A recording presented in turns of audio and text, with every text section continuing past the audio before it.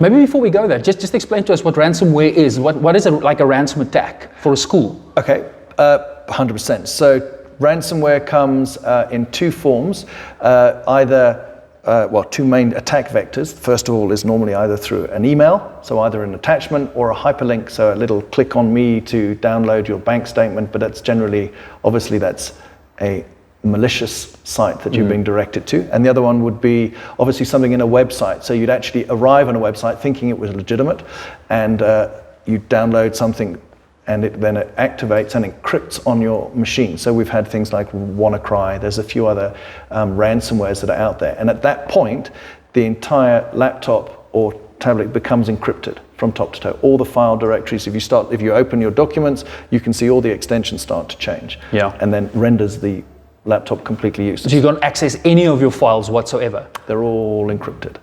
Today's episode is brought to you by Schoolscape, the platform that brings schools and suppliers of schools together.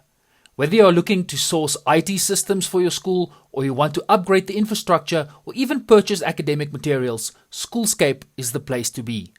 On the Schoolscape website, you would be able to find suppliers and source quotes.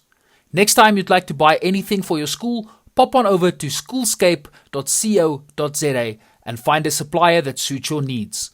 That's schoolscape.co.za.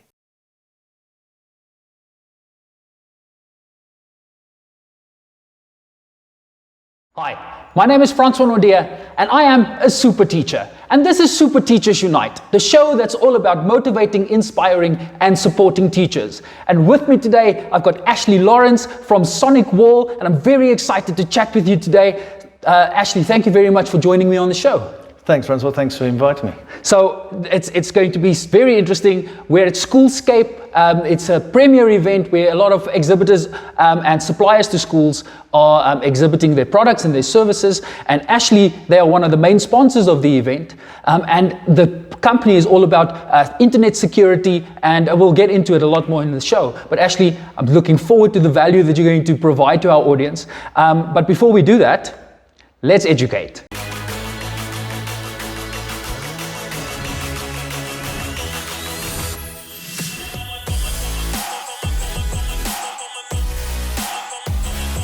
Ashley, please speak to us, because we've been hearing a lot of very, I also want to say, disturbing and worrisome stories about children on the internet and our school kids that are connected at schools.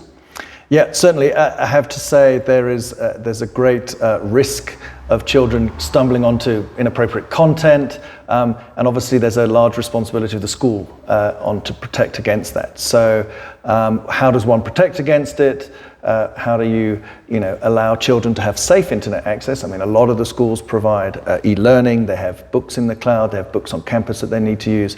So it's a question of addressing how the kids are going to kind of access the network and safely and securely. Yeah, I mean, schools are under a lot of pressure because we need to start including 21st century skills in our classes, the fourth industrial revolution. All of these buzzwords are being thrown our way, and then the responsibility is on the teachers to incorporate that in the class. But what we don't really think about is that we need internet connectivity in order for us to install a lot of these 21st century skills. But the security around it is not really always featured when we have the discussions around 21st century. So I know with our previous interactions that we had, that you've been dealing with schools that were victims of ransomware. Yeah, definitely. Everyone, again, schools unfortunately are an equal target as any other industry. But ransomware can be quite nasty. And again, as we've discussed previously, not all schools will get their data back. So there's a couple of things that you kind of need to be wary of.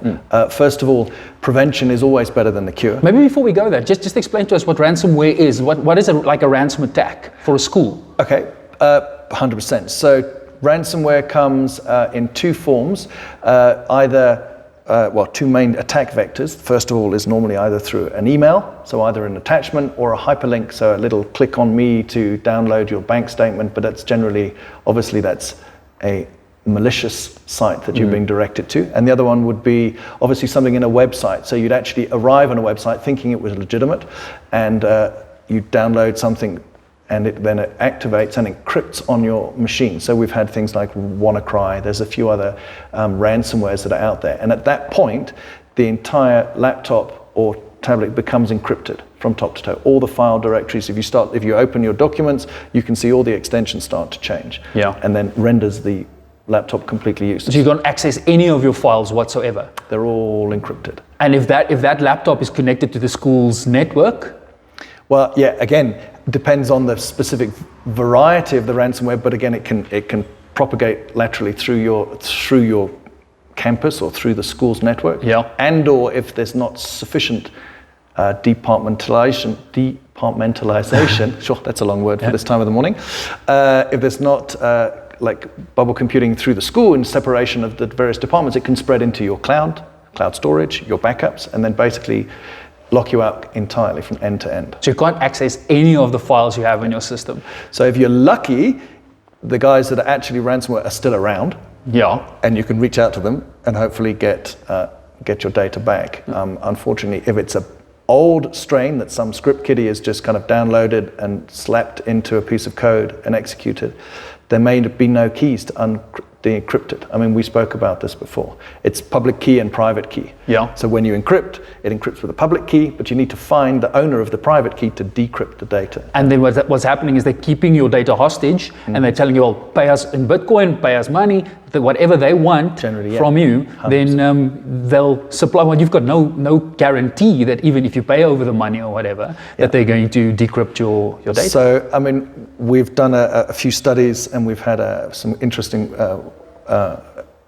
studies around inside a ransomware cell. So one of the ones, we had a client here in Johannesburg that had been ransomware. They were contacted by the ransomers requesting 2 Bitcoin, and they said, with 2 Bitcoin you must be mad, it's like 160,000 or something rands, and they said, well, we'll pay you 1 Bitcoin, and they said, well, we need proof of life. So they actually sent them decrypted files saying, these are the files that you've requested.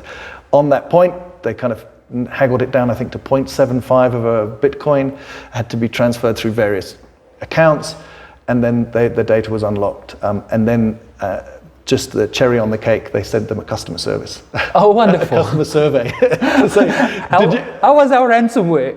But literally, there are, as we go to work every day, put our suits on, put our jackets on, go to teach, go to work, go to our office, the ransomware, the baddies, go exactly the same. They go to their offices, they have scam call centers, you have ransomware offices, they spend a whole day. It's a full-on syndicate, it's a full-on operation. It's as much as there is a huge industry cyber criminals, as we're fighting the cyber criminals, so we have industries against them, and they're full-time industry on their own. Yeah. So Ashley, you just mentioned before I asked you to explain that, it's like prevention is better than cure. Certainly. You definitely don't want your child to be kidnapped and then start thinking about how could I have prevented my child being kidnapped. So same thing with your data. Sure. So again, you've got 2 main entrances. We always talk about the 80-20 principle. Everyone wants to kind of, what's the biggest thing that I can do? What's the best effort I can make to prevent my school being at risk? And one of them obviously is a gateway firewall solution or a gateway security solution. That would probably mitigate 80% of your risk, since all of the traffic traverses in and out of your network across such a device.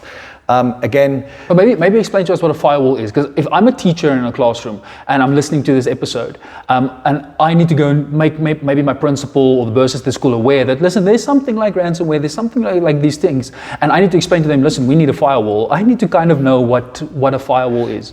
100%. So good question. So where does one start? So firewalls are a gateway security, generally physical appliance. It can be run in software, and it will prevent, so it consists of the latest firewalls, what they call next generation firewalls, or unified threat management appliances. Okay. So they include gateway antivirus, so that's inbound and outbound antivirus, intrusion prevention, which is something called IPS, IDS, intrusion detection.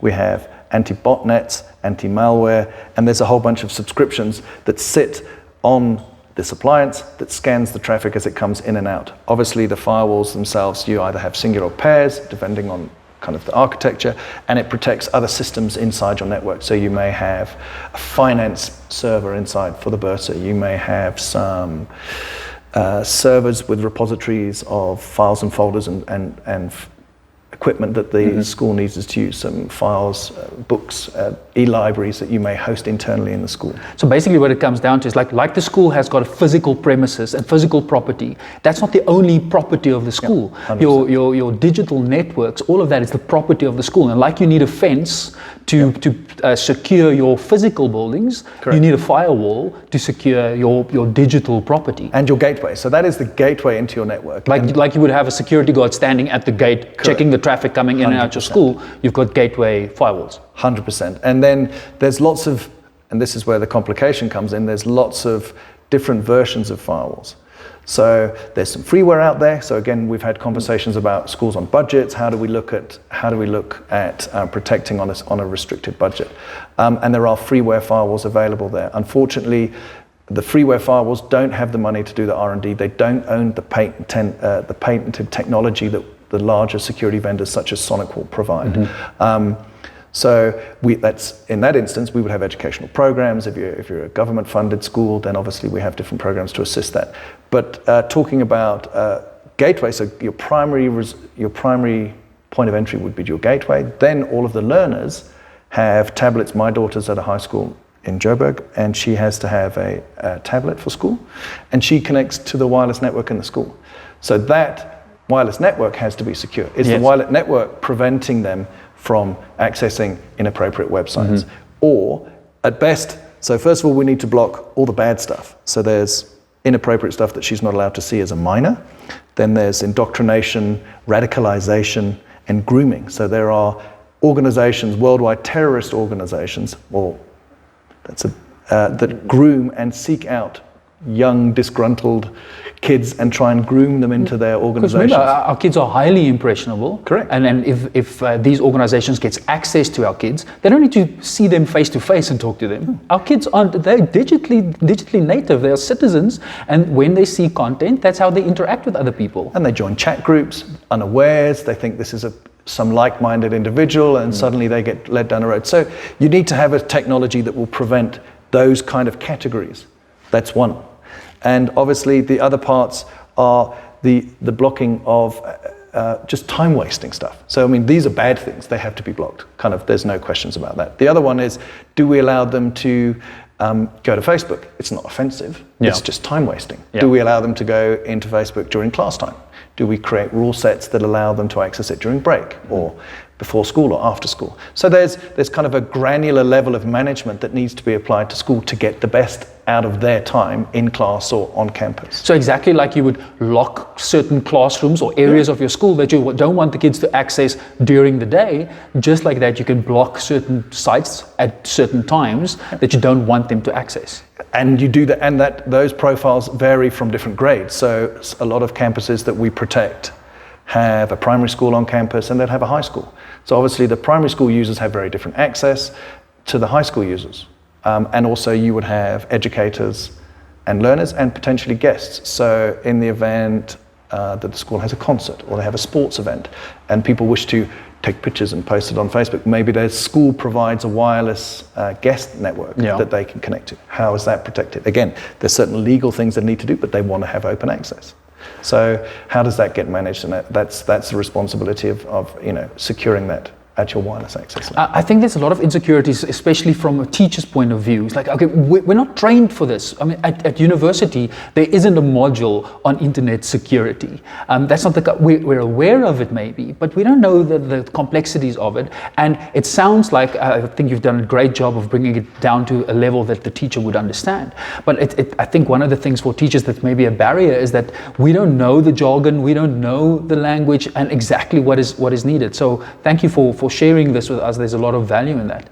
I was just wondering, if you're a teacher and you maybe want to have a few like tips or tricks up your sleeve to ensure that your kids remain safe because we have to include tech in our classroom. We want kids to be connected. Correct. So how can a teacher from a classroom perspective ensure that kids are safe? So, I mean, what, from a school policy point of view or from an individual policy?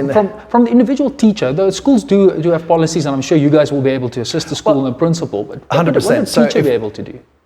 So the teacher would, obviously during their class, and let's take my daughter's grade 8 class. Okay.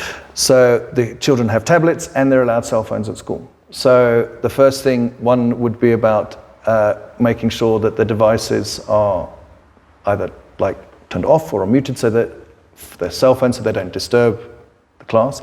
If the cell phones are connected to the school network, that obviously the same policies apply to that mobile device, because don't forget, this device doesn't belong to the school, neither does her tablet. They belong to her as an individual. So that's individual property, it's not the school's property. So, and also if these devices have SIM cards in them, as in like a cell phone does, they can bypass the entire school's network. Because they're not on the school's network, they're accessing the internet on their private data. Correct. So again, if you wanted to be parat about it, I suppose, you could go and ask them to turn off their mobile data. Say, show me your device, turn off your mobile data. Yeah. Then they can, whilst the duration of your class. But again, this should be a school-wide policy. This would be, and obviously the learners and the staff would only be able to kind of operate within the framework of a internet usage policy, email usage policy, and kind of a code of conduct for the learners. So this is something, and again, there are partners. Our engagement model as a vendor, we have 215 offices around the world. We've deployed 3 million firewalls, and we protect 500,000 organizations at the moment over the past 28 years. So we're a 100% channel-based company, 100% of the time. And we've been in South Africa for 20 years, just over 20 years, 1991. That SonicWall first came to South Africa. And we deliver through a channel of certified partners. So the school needs to partner with a security expert, security consultants, or someone that works with the school that can help them, one, draft these policies, help enforce them with technology where appropriate, but most of it's around education, as you say. How do the teachers do it? How does the headmaster roll out these policies? Who's responsible? The board of governors, they're the people whose initials are on the letterhead. They're the people that are ultimately legally responsible for POPI and compliance and various other bits and pieces. So I think the message here is that a teacher cannot operate in isolation. No. Of course, there are policies and regulations that we want to work in, but a really innovative teacher that wants to that's maybe hamstrung by regulations and policies and stuff like that can have agency and start having discussions with the principal and with service providers. Like how can we develop or build, if I've got a specific thing I want to do in my class and the system's not allowing it, let's start having a discussion with the people. And I mean, we always speak about, there's a head of IT at a university here in Johannesburg, and I've used him quite often, I quote him often, around owning the governance and outsourcing the IT. Okay. So he's an educator, and his facility is about providing world-class education. And he would love to have database administrators that manage their database. He'd love to have network security architects that can build the best networks. He would like to have security architects that can build the best security infrastructure. But unfortunately, he doesn't have, the resources or necessarily the money to employ these experts, if you will. Yeah. However, since he knows exactly what he needs to do, he partners with the country's and the province's best partners or value-added resellers or integrators to provide those services. So he knows what he wants and he says, please may I have this? And what you'll generally find, if the vendor's involved, we can do some thought leadership and say, that's great, these 8 things you've thought about are fantastic, but you need to consider, what are you doing for your wireless? Oh, I hadn't thought about that. What are you doing around your endpoint? Oh, I hadn't thought. So they work together and some of it is around training and empowering the individuals within the school so that they have a certain amount of knowledge and capacity to manage themselves, and what they can't manage, which is too advanced potentially or just too time consuming, they can outsource to a third party against some form of service level agreement. We're looking at, please provide me with this service and this is how much we're prepared to pay every month for it. So, and that's key, to have a partnership with the experts. No one expects teachers to become cybersecurity experts or IT experts potentially. But at least have knowledge of it. Correct. And partner with people in the community. Come to these events. Yeah. Speak to suppliers. Be proactive. There's a lot of educational events out there and people are just like, I was blissfully unaware. So keep yourself up to date, and it's difficult to kind of stay abreast of all these threats. But luckily we do have the internet to educate us on this. And super teachers to I'm going to take that plug. I'm going to run with that. Super teachers that are going to take you down that road and say, listen guys, whilst you're planning for next fiscal year, When are your budgets due? Have you considered cybersecurity? Because Headmaster ABC at the school up the road had ransomware. These guys were surfing inappropriate content. We had to apologize to all the parents. Yep. You know, these are the potholes that we need to avoid within our organization. So Mr. Bursam, Board of Governors, I've put together a draft to say these are the 5 pillars that we need to address. Gateway, firewall, secure wireless access points. We need to protect our endpoints from ransomware. We need to consider a single pane of glass to manage it. And also, you guys have given us access to Office 365 in the cloud. We've got G Suite in the cloud. We have other applications that we use in the cloud. How are we protecting that? So, dear Father Christmas, please may I have XYZ. And it goes into a budget, and you put the fires out as best the funds come in. But it doesn't help waiting for third term to set up your budget and then start thinking about it. Like, you have to start on these things as early in the year, and it's a continuous discussion that you need to have. And it's a process. I mean, no one expects to go big bang. No one expects someone to write a big check and say, right, kick off the entire project. Yeah. You have to start, like we said, 80-20, start the key areas, and understand what the threats are that are coming into the network, and are you sufficiently protected? Then you move on to the next piece. So you start plugging. So it's all modular. You don't have to have the entire solution at one go, because everything 100%. you're saying sounds very expensive. Yeah. And I think that could be like a barrier for schools and for teachers. Correct.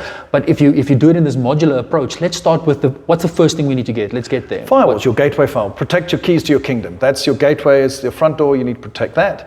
And unfortunately, immediately on the back of that is your wireless, because no one carries network cables. No one's connected physically to a network these days. It's all wireless, so how does your wireless protect it? And there are lots of fantastic pure play wireless vendors out there, but none of them specialize in security. And in schools, security is primary. Yeah. So gateway, security, and endpoint.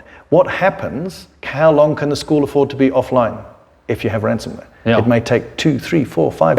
If the ransomware cannot be unransomed or decrypted, how do you get back online? You have to go full back to, hopefully you've got some form of backup and you can restore. So how long can the school be offline? And then what's the bursar going to say? Well, we can't afford to lose a week of education. We can't. And we've just seen the impact of this with the COVID-19 disease, with coronavirus. All schools internationally are living under this threat that we have to go start teaching online. What's going to start happening once every teacher is teaching online, distance learning, the kids are at their homes accessing the internet, and we don't have systems in place to protect our school? Because now your users aren't just located within the school's premises, they're spread out everywhere. 100%. I mean, literally, yesterday, one of South Africa's largest insurance companies have one of our technologies, which is for secure remote access, basically for working from home.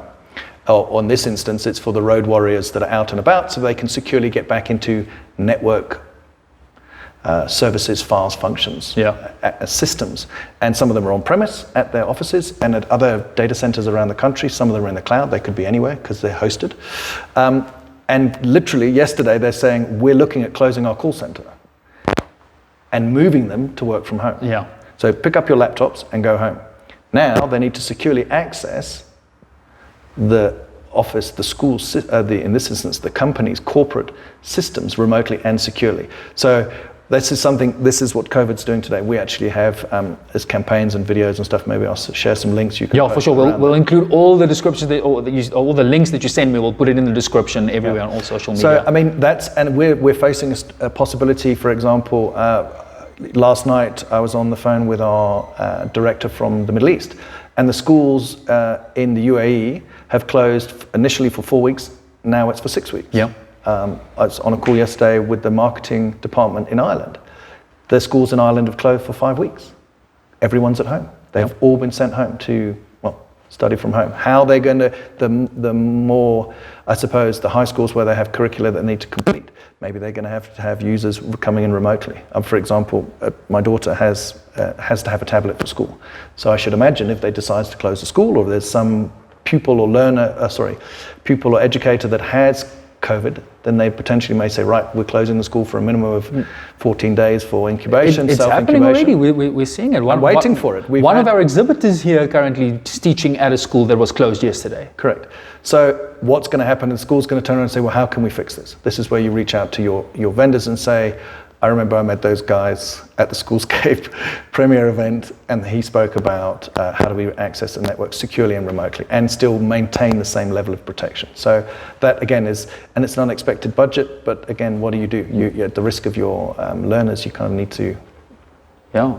Ashley, thank you. That's a lot of value just in the few minutes that we spent together. But before we go on, I just wanted to have a little bit of a discussion around you. Okay. How did you end up in this industry? What was the motivation for you to do the job that you do?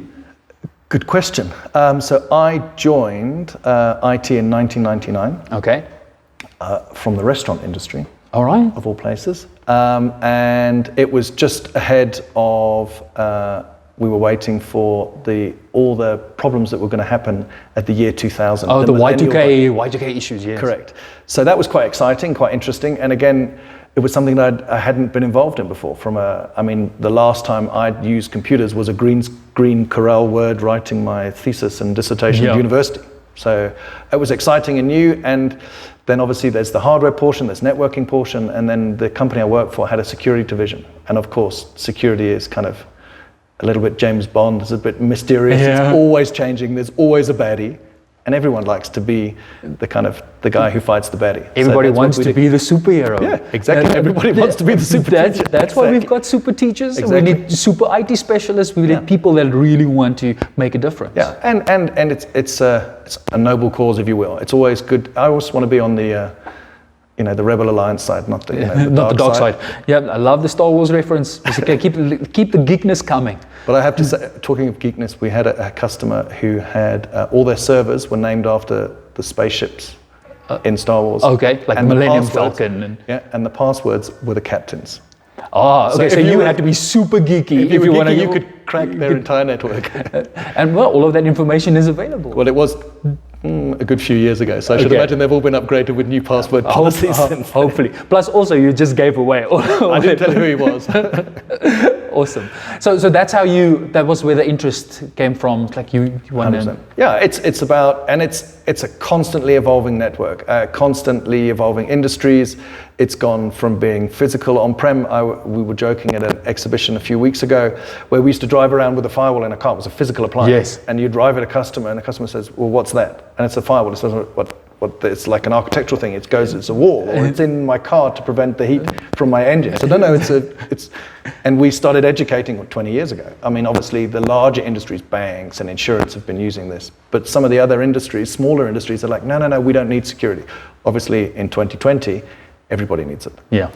So it's great. It's something that's very exciting. I couldn't think of doing anything else. Oh, that's amazing. And plus, also, you get to travel a lot. Not anymore. We've had a global travel ban, but yes. Well, not now. Before Corona. So yeah, we look after the sub-Saharan Africa. So basically Casablanca to Cape Town. So we have 50 plus countries, 7 islands, and our corporate offices are in California.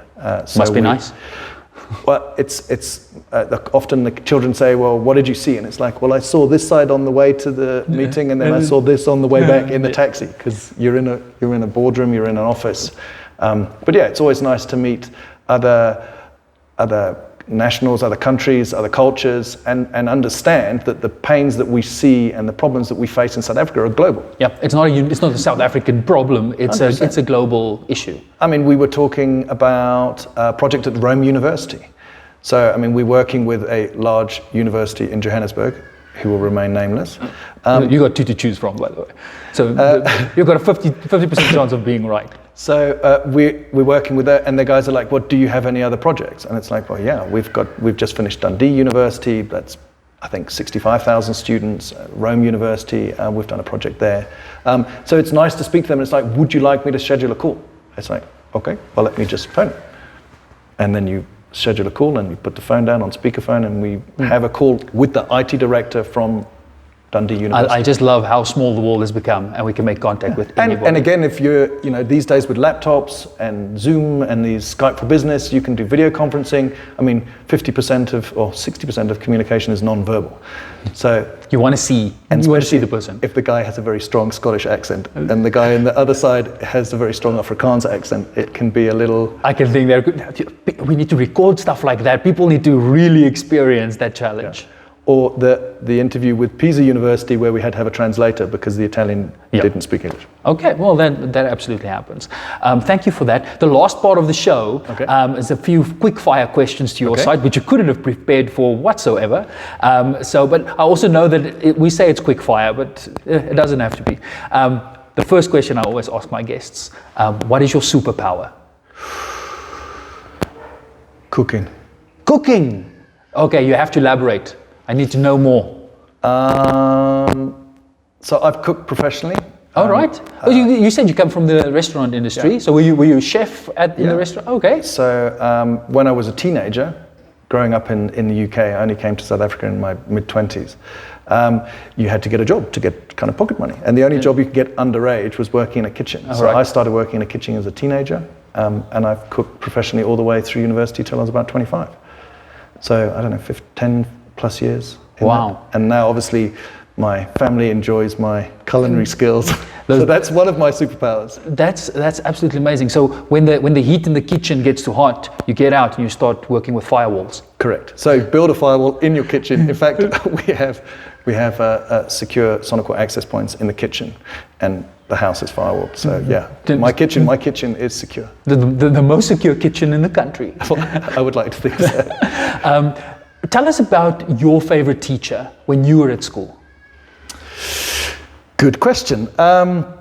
My favorite teacher, the one that springs to mind would be a chap called Eddie Roberts. He was the head of arts. I studied architecture at university. Okay. So he was probably one of the reasons. He was my high school art teacher.